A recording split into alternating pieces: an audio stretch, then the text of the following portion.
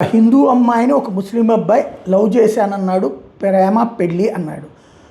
అక్కడ ఇదివరకైతే కనుక ఇక అమ్మాయితో అమ్మా నాన్న కూడా మాట్లాడకూడదన్న పాయింట్ ఉంది బెంగాల్లో, కానీ ఇదంతా కూడా.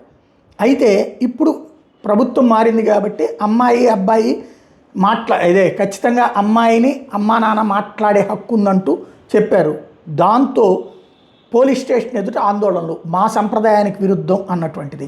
నువ్వు నీ సంప్రదాయం గురించి చెప్తున్నావు, అమ్మాయి వచ్చింది హిందూ సంప్రదాయం నుంచి కాబట్టి ఫస్ట్ అది అయ్యాక పెళ్ళయిన తర్వాతన అది కరెక్టా కాదా, చట్ట ప్రకారం జరిగిందా, ఇదంతా మేము కదా డిసైడ్ చేయాల్సింది అన్నది పోలీసులు.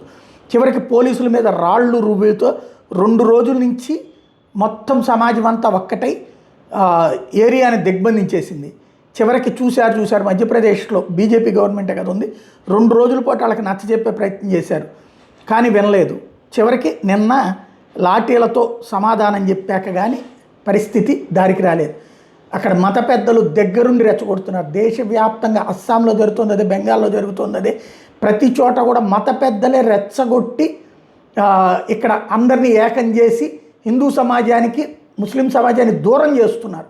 మత పెద్దల యొక్క ఆధిపత్యం కోసం, వాళ్ళ అహంకారం కోసం, వాళ్ళ ఆలోచనలని మిగతా సమాజం మీద రుద్ది భారతదేశంలో విభేదాలు సృష్టించే ప్రయత్నం చేస్తున్నారన్నది ముస్లిం సమాజం గ్రహించాల్సిన అంశం.